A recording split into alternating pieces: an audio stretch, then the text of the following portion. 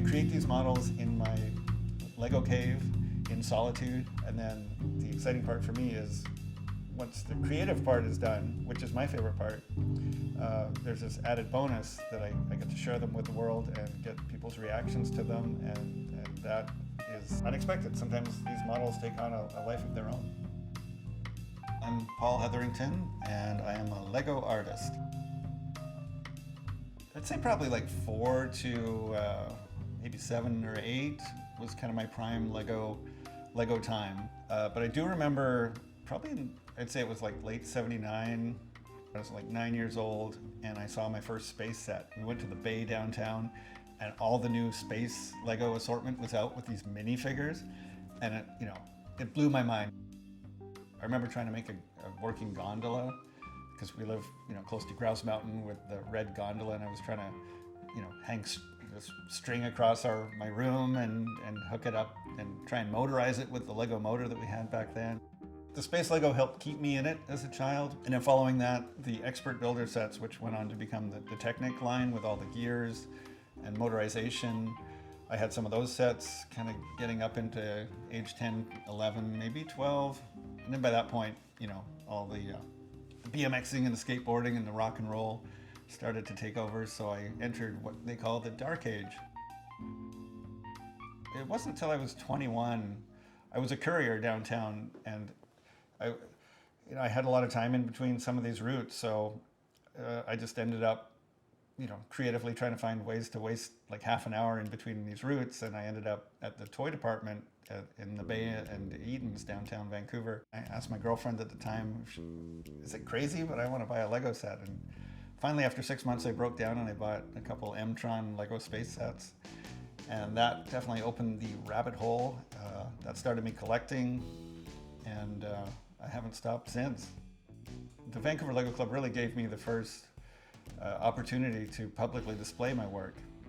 The club would go to train shows, and we'd make these crazy large Lego train layouts. From the train shows, we started doing shows at museums, so we had themes like mythology, or we had pirate shows. It was through those shows that I got to start developing my own creativity and start thinking outside the box of what I would want to build, and what I felt the public would want to see. After that, then Lego conventions started. We had BrickCon in Seattle, which has been running since the early 2000s, and that just upped it even more, from the museum shows to now you have these Lego conventions, and these conventions had awards for different themes and best in show awards, so it kind of gave us a focus. Once you see other people taking the Lego medium seriously and sort of pushing the boundaries of what's possible with the brick, that's what sort of pushed me to come up with my own custom fantasy type creations, and to try and make the architecture that I was building more realistic. If I was doing Art Nouveau, I would do a deep dive for months into all Art Nouveau architecture and art, and then I would take all that knowledge and try and create my own Art Nouveau pieces, as close as I could to the originals. The seeds for the show kind of happened during the pandemic. When life slowed down, and as an artist, I had time to kind of step back and take a few breaths and really think about, what would I want to build. The first thing that came to mind was, I'm going to do a bit of a deep dive into mid-century modern, because it always, sort of appealed to me that mid-century modern buildings were a little more modest in scale and kind of, in my mind, perfectly suited to the Lego medium. So during the pandemic, I made a small version of the Pink Palace, the Villa Maurice, and I also created a piece called Atomic Ranch, which was in the show.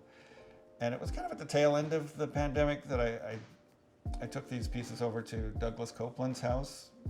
He's a well-known Canadian artist, and I'm fortunate to have him as a friend. So we hadn't seen each other since the beginning of the pandemic, and I just was excited to share these pieces with him, and especially because we're both in West Vancouver, so it was kind of the Pink Palace was a tie to West Vancouver, and so he loved them. As soon as he saw them, I could see the gears in his mind turning, and within a few seconds, he's like, "Oh, this is a show. you should do a show. And I'm just going to call Hillary at the West Vancouver Art Museum, and oh, by the way, Hillary, this is Paul.